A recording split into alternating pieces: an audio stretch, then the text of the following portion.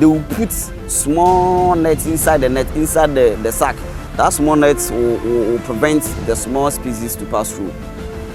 After the activity, when they are coming to ashore, they take off all those nets. They are afraid that when they go to ashore, they will be arrested. They themselves, they knew that what they are doing is offense, or it's not the right thing they're supposed to do.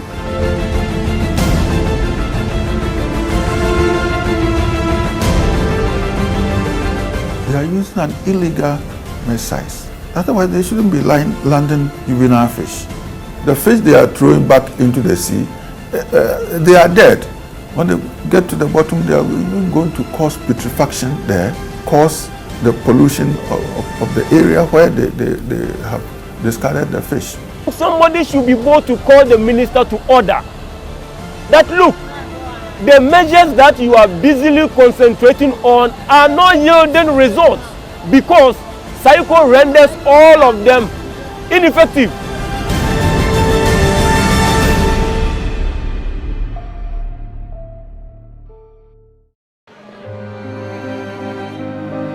It's one of the most dangerous jobs in Ghana, and yet young men and women here are still drawn to the excitement and rewards that lure their fathers and grandfathers to this job. The effects of the transshipment has not only affected the fishermen along Ghana's coastal communities, but also the fishmongers here. Ifwachre laments vehemently the impact of the transshipment.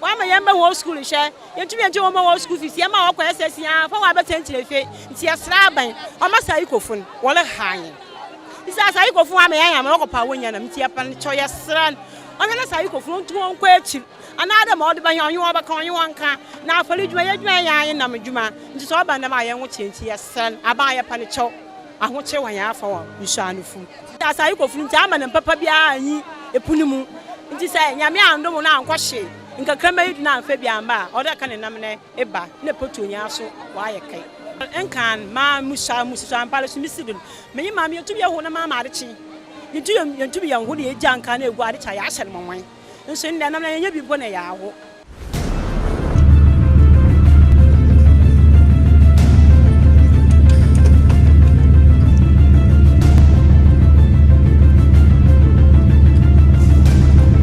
The Saiko business, according to the Environmental Justice Foundation, an NGO that has its focus in fishing, dates back to the 1970s when a Japanese fisherman used the term saiti to describe the bad or rubbish fish that their trawlers discarded.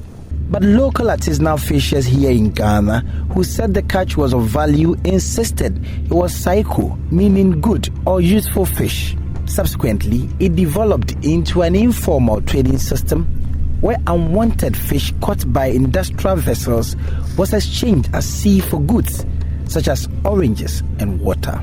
The practice is prohibited under Ghana's fisheries laws and attracts fines of between $100,000 and $2 million, with a minimum fine increasing to $1 million where juvenile fish is involved or prohibited fishing gear is used. In 1996, when we hit the peak of small pelagics, we landed 130,000 metric tons. Right? So Saiko is taking 110 out of the 130 historical maximum. So look at the quantum of fish that we are losing to Saiko. And the small pelagics they are catching, when we examine the Saiko fish tablets, we have conducted studies and come out with the result that 55% of the fish in the small in the tablets belong to the small pelagic group. 55%. belong to the small pelagic group. Now, and majority of them, more than 90%, are juveniles. In other words, even those that are demersal fish or large pelagics, it is their juveniles that are found in the Saiko tablets. Now, if you are catching juvenile fish, it shows that you are not fishing in offshore waters. You are not fishing at the bottom, but you are fishing in inshore waters, because juvenile fish of small pelagics and even the large pelagics, they are found in inshore waters. That is how biology tells us, and that's what we have observed. So if you are selling tablets of fish containing 90% juveniles, then you are not fishing in offshore waters, you are fishing in inshore waters. Professor Kobina Yankson, the head of the Scientific and Technical Working Group, speaks of the consequences of the Saiko business and its devastating effect on the coastal dwellers who depend on the sea. About 80 to 90% of the fish in the Saiko tablets, they are juvenile fish. And the fact that they are juvenile means that the size of the net, the mesh size, is not legal. They are using an illegal mesh size. Otherwise, they shouldn't be landing juvenile fish. So apart from not fishing in the area that they have been designated, they have been licensed to fish, they come to inshore waters and use undersized mesh as well. So that business is illegal, totally illegal. The point is that where did they catch the fish? They came to inshore waters and caught them, and after taking what they want, they throw the rest. They are wasting the resource. The fish they are throwing back into the sea, they are dead.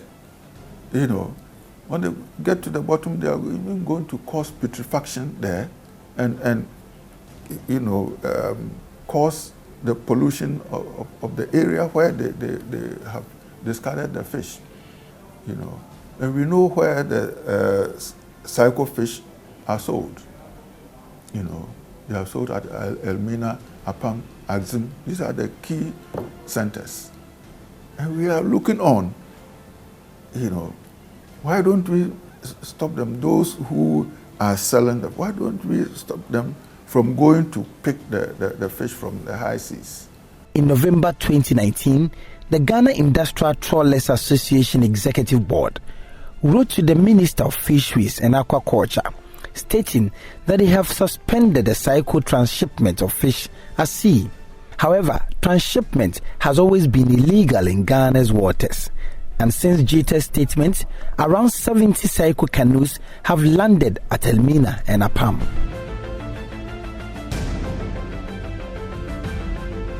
But the chairman of the Scientific and Technical Working Group, Professor Kobina Yankson, sees the announcement of the Ghana Industrial Trawlers to suspend illegal transshipments as laughable. Here's his reason.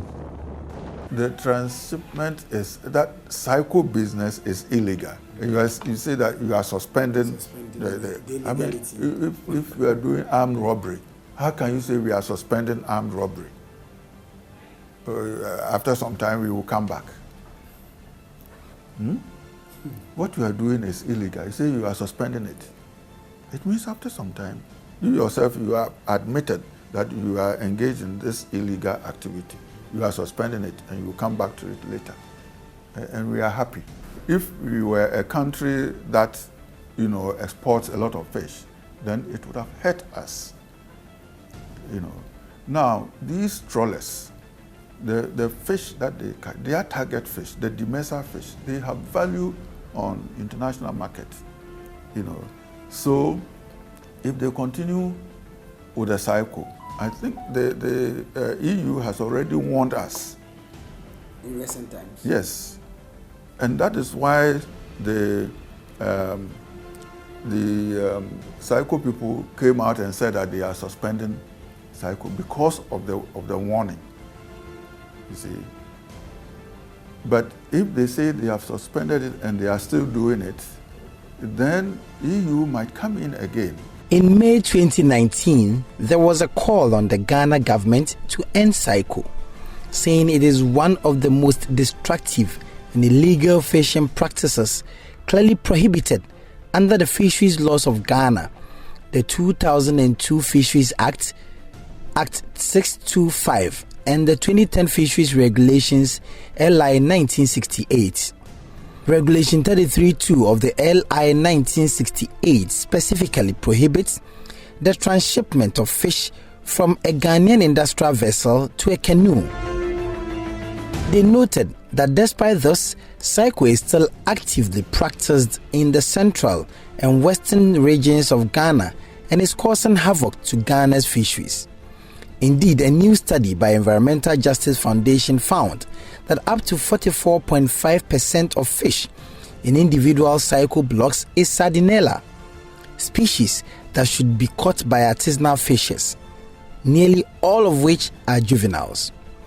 The Ghana government announced in the 2020 budget that stopping Saiko is one of the most efficient measures the Ministry of Fisheries is pursuing to save the fishing industry from imminent collapse.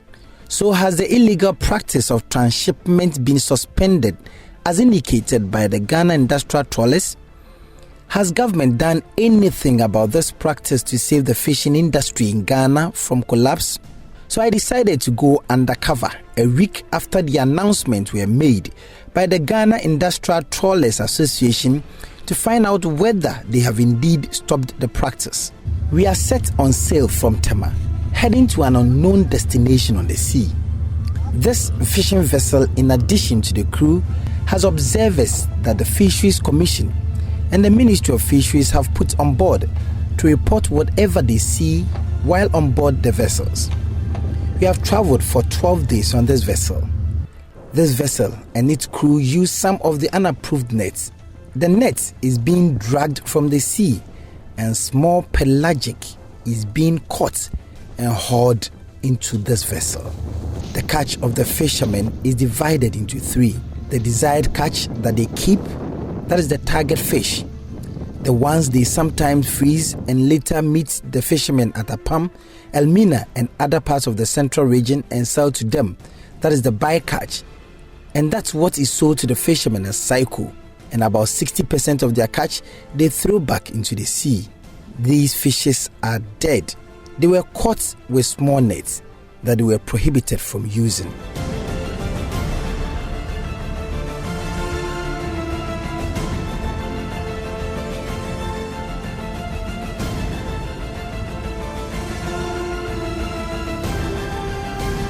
For this vessel, the activities of the trawlers were pervasive. They were fishing within the 30-meter exclusive zone.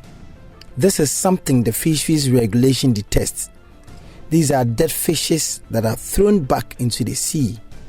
And scientists say the throwing back of the small pelagic that are dead further poisons the sea and worsens the problem of the dwindling fish stocks. These trawlers now not only target the demersal, that is the bottom-dwelling species for which they are licensed, but a species reserved for artisanal fishers, such as the severely depleted small pelagic, known as the people's fish. The same activities were observed in vessels with registration numbers Menjin 5 and Jinhain 608. At Apam and Elmina, the fishermen meet them on the sea, and the frozen fishes are sold to them.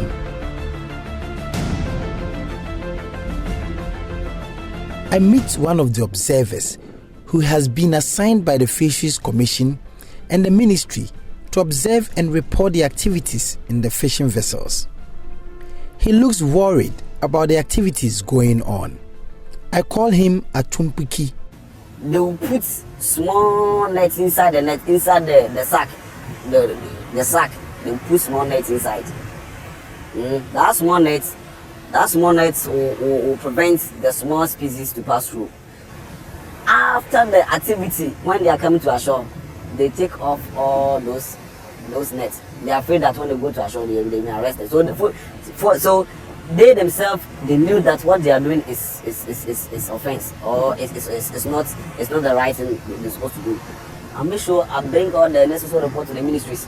So if I bring the report to the ministry and the next day or the next month I see the person on TikTok again, so I feel bad, because I think the person must be arrested, or the person must be prosecuted, because he has done unlawful thing, or has done unlawful activity on TikTok. So I'll go and TikTok not less than 40 days, 30 days, and those stuff. I'll go and bring reports, and the ministry will sit on that, or that one I can't tell. If they take money, I can't tell, because the person will be arrested, or you can see that this report is there. When I bring the party, this person will be arrested. Within 3 days, you see the person is going again. Really? So you ask yourself, so why? Is it that I'm doing the work, or I'm not doing the work? Because they said anytime the vessel do any illegal activity, that vessel must be hold on responsibility. And you can see that when anytime we bring the report, the next day you see the vessel going again. So the question is, what are the useful of our reports bringing to the office? More than 90% of Ghana's industrial trawl fleet is linked to Chinese owners who depend on Ghanaian front companies to bypass national laws forbidding their operation, according to the Environmental Justice Foundation. In 2017, 76 industrial trawlers caught the same amount of fish as 12,000 artisanal canoes, according to the Environmental Justice Foundation. In addition to licensed catches, the trawlers used illegal nets to catch fish closer to the coasts that are normally reserved for artisanal fishers. They transship this catch at night onto specially made Saiko canoes, a single one of which can land as much as 450 artisanal canoes, the report authors estimated. So I came back to the Ghana Industrial Trawlers Association, the organization that has told the entire country they had suspended the Saiko business. The association's president, Oyemano Forie Nim, says for him, he does not see anything wrong with their business. I don't see any IUU in transshipment. In fact, transshipment is an integral part of the law. There's nothing illegal about transshipment. What I need to correct is transshipment is an arrangement where cargo, if you like, fishes are transferred from one vessel onto another vessel at high seas. Legal, perfectly illegal, there's nothing wrong with that. If you're talking about what people call Saiko, it's different. But even if you look at the arrangement that exists and the current circumstances, there's nothing legal about that. IUU basically is what? Illegality, where your vessel is not licensed and all the illegal stuff. Every trawler that does transshipment has a lawful or legal license.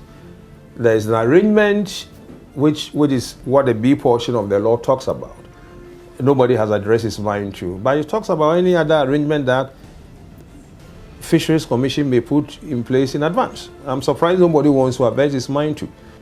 It is a decision that we've taken in the interest of the country, foremost fishing industry. And I don't want to go into the legalities because I still maintain that there's nothing illegal about a Saiko. And if you, in this case, you are using Saiko to refer to transshipment at sea, I still maintain that there's nothing illegal about it. The Saiko trade took around 100,000 tons of fish in 2017 alone, worth over $50 million when sold at the London site. And even if government implements all the necessary management measures, such as the closed season and a reduction in the number of trawlers and canoes, Saiko will still destroy Ghana's fisheries if it is allowed to continue. You know, our exclusive economic zone cannot hold, you know, now there are about 76 trawlers. They cannot sustain the 76 trawlers. In fact, anything by my estimation, anything beyond 40, you know, trawlers will be too much. And they themselves will not make the profit if they are to confine their activities to catching the demersal fish. The 76 trawlers that we have now, they are too many. And that is why, in order to make their business economical, they are targeting fish they are not supposed to catch. They are fishing in areas they are not supposed to fish. So the authorities should not license them to fish at all. So all these illegal fishing activities, including Saiko, should cease, so that when we do the close season, the benefits will show. If we continue like this, we don't do anything, definitely we will lose everything. And reviving, the stocks will be very difficult. But these are lessons we have learned from other places.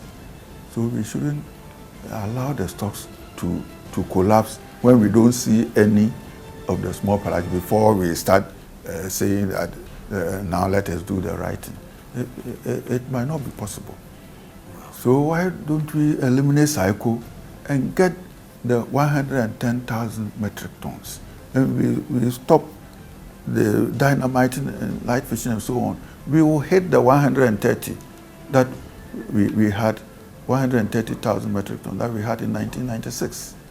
The European Union in October 2019 urged the government of Ghana to put in place robust and transparent measures to end the menace of illegal transshipment at sea. The intervention ambassador of the European Union delegation to Ghana, Diana Akwansia, says had become ideal to end the highly damaging practice and other forms of illegal fishing, as it was fast depleting Ghana's marine resources and threatening human existence. Saiko is illegal and it is damaging the long-term livelihood of the local fishermen as well as the marine biodiversity in Ghana. In other words, if we continue with this kind of practice, in a few years the sea in front of Ghana would be empty, the ocean will be depleted. So we consider Saiko a very, very harmful practice, and in any event it is illegal according to the Ghanaian laws. So we think Saiko should be stopped. Ghana has a solid, robust legal framework on fisheries. So the laws of Ghana are already prohibiting Saiko. Ghana has the right regulatory framework. They have an action plan to fight against illegal fishing, the famous IUU. They have all the measures in place for the Saiko to end. It's a question of enforcing the law. So if there is the will, the political will to enforce the law, to let the enforcement units do their work, to let the fishery commissions do their work without interferences, the Saiko practice can be stopped in a relatively quick way. Ghana has effective sanctions in place, so if they apply the sanctions, if they give fines to these people, if they revoke the licenses to the many times offenders, if they take the boats away, the cycle will end because it will become too costly for these trawlers to take further. Diana Akwansia hopes the Ghanaian government will play its part to avert a possible ban by the European Union after the country was shown a yellow card sometime in 2015. She wants government to demonstrate enough political will to ensure its fisheries laws were followed to the letter. Yes, Ghana got what is called the yellow card in IUU because its legislation and its sanctions were not up to scratch to fight against illegal fishing. Then the European Union started a dialogue with them, and in 2015 the yellow card was lifted. Since then, Ghana and the European Union have set up a IUU working group that meets periodically and discusses the continuous challenges or shortcomings in the Ghanaian practice to fight illegal fishing. Now, I won't hide that we are concerned for some of the practices, that some challenges are still there. We hope that together with the Ghanaian government we will be able to overcome these challenges without having to start again with the yellow card that honestly doesn't please anybody. We hope that the problems that are there can be solved, because as I said before, in the previous phase, when Ghana got the yellow card, they put in place all the measures that the European Union asked them to put in place. They were also helped by the World Bank to put their legislation in a very good shape. So everything is there, it's just a question of enforcement. For Nana Kweja, his consolation is that he was able to go to school, but thinks about what will happen to the thousands of fishermen in the coastal communities who have nothing to hold on to but fishing. He dreads the effects of the Saiko business. So if I had not listened to my father and just remained a fisherman without going to school, I would have found myself in the situation that other fishermen find themselves in now. And I can tell you on authority that poverty in fishing communities have worsened. Standard of living has actually deteriorated, and our fishermen are really suffering. Fishmongers, fish processors are really suffering. It is not easy at all in fishing communities now. You know of a study by Hempuano revealed that in the last 10-15 years, the income of fishing communities or fishing crew have fallen by as much as 40%, and that is not easy. So life in fishing communities is now is very difficult these days.